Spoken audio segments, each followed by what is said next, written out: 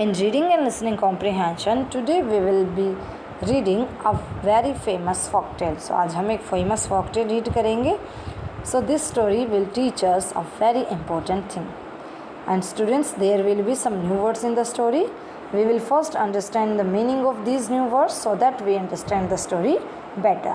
So story में कुछ new words भी होंगे जिनको हम पहले हम उन new words के meaning को समझेंगे ताकि हम अपनी story को अच्छे तरीके से समझ सकें. Okay, so let's start. So here are the words. So यहाँ वो वर्ड्स हैं, कुछ उनके मीनिंग दिए हुए हैं. Let's read them.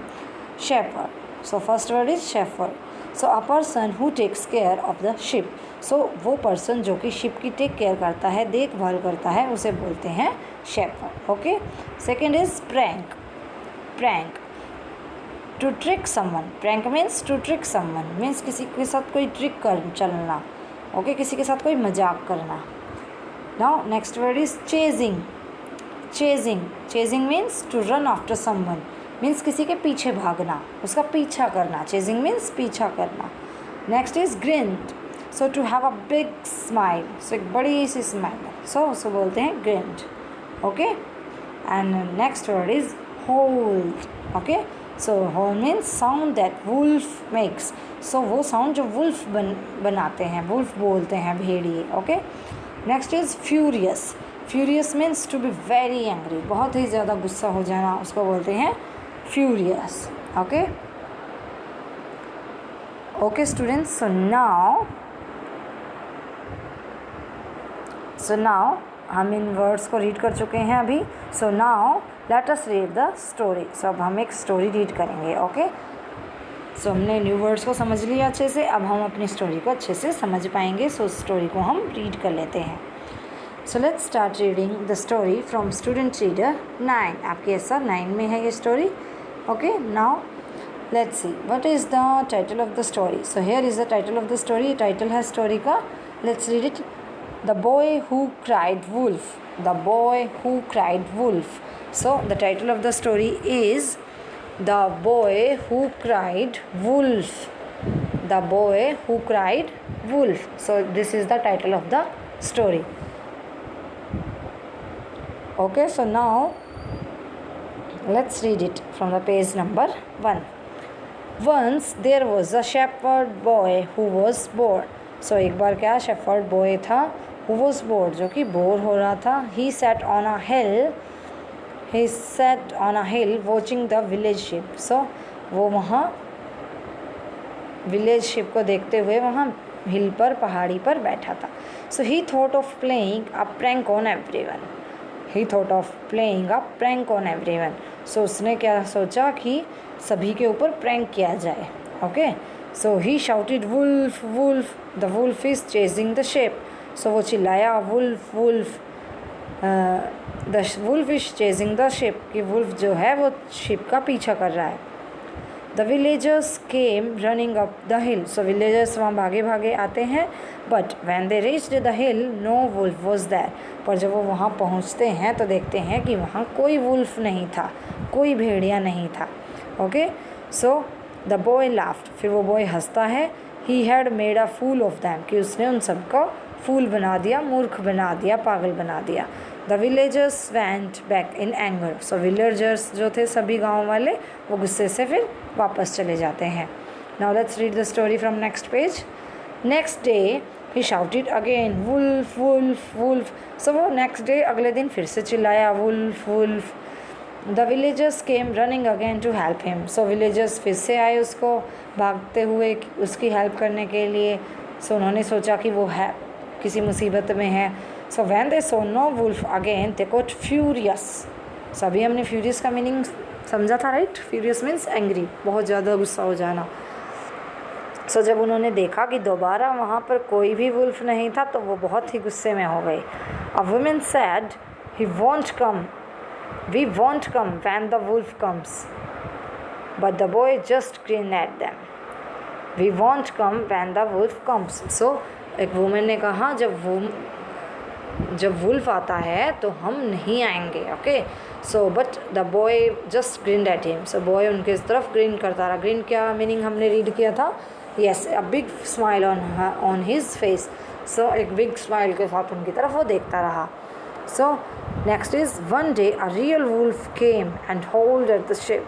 सो एक दिन क्या हुआ कि असली का वुल्फ आ गया, सच में वुल्फ आ गया, और वो ship and howled at the ship, और शिप जो है वो सभी वहाँ पर थी, उनकी तरफ वो ज़ोर ज़ोर से आवाज़ें करने लगा।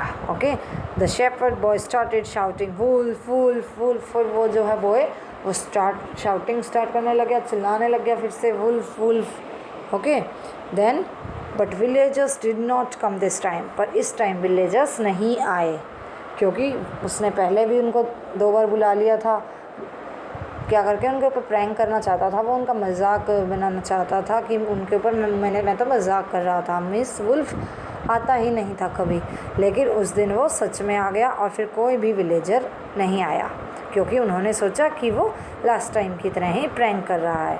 सो in the evening everyone started looking for the boy. So शाम को सब उस बॉय को ढूंढने लगे। They found him crying, so उन्होंने देखा कि वो रो रहा है। So there really was a wolf here, so वहाँ सच में एक वुल्फ था। He killed my sheep, a man said. So एक मैन ने क्या कहा, उसने मेरी शिप को मार दिया। No one believes, a man said, no one believes a liar even when he is telling the truth. So फिर एक क्या कहते हैं कि no one believes a liar even when he is telling the truth. So कोई भी किसी lawyer पर, किसी झूठे व्यक्ति पर विश्वास नहीं करता है, चाहे वो सच ही क्यों ना बोल रहा हो। ओके, सो लायर पर कोई विश्वास नहीं करता है, चाहे वो सच भी बोल रहा हो तो भी क्या सोचते हैं हम कि वो झूठ ही बोल रहा होगा। लाइक बॉय, जैसे उसने क्या किया, वो हर बार झूठ बोलता था कि वुल्फ आ गया वुल्फ आ गया, लेकिन वो कभी नहीं आता था। सो जिस दिन वो सच में आया उस दिन कोई उसकी हेल्प के लिए नहीं आया। ओके, सो इससे हमें क्या लेसन मिलता है, हमें ये लेसन भी मिलता है इससे कि no one believes to a liar even when he is telling the truth. इसकी लायर पे कोई विश्वास नहीं करता। ओके, सो लायर किसी को नहीं मिलना चाहिए। So we should always speak the truth, हमें हमेशा सच ही बोलना चाहिए। Now let's revise the vocabulary words again. So हम इनको लर्न कर चुके हैं पहले, फिर से रिवाइज कर लेते हैं। First one is the shepherd. Shepherd means a person who keeps the sheep, जो शिप को रखता है। Prank means to trick someone. Okay, chasing means to run after someone, किसी के पीछे भागना, पीछा करना। Grin, to have a big smile on your face, बड़ी सी स्माइल अपने फेस पर लाना। Howl means the sound made by a wolf, जो साउंड वुल्फ बनाता है उसको बोलते हैं howl. Furious means to be very angry, बहुत ज़्यादा गुस्सा होना। Okay students, so I hope you enjoyed the story. I hope आपने स्टोरी को अच्छे से एंजॉय किया। और स्टूडेंट्स, हमने अपनी प्रीवियस क्लास में सीखा था कि हम क्वेश्चन वर्ड्स का यूज़ करके क्वेश्चन आस्क कर सकते हैं, और हमने ये भी रीड किया था कि good readers always ask question. So good readers जो होते हैं वो हमेशा क्वेश्चन पूछते हैं स्टोरी को अच्छे से समझने के लिए। Okay, so now you will be asking some questions.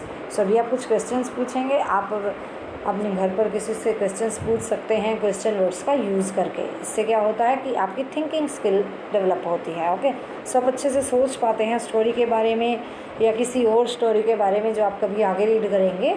So questions पूछने से क्या होता है, हम उसको और अच्छे तरीके से समझ पाते हैं। Okay, so let's see asking questions. So कैसे पूछते हैं हम? By asking questions we think and understand the story better. By asking questions we think and understand the story better.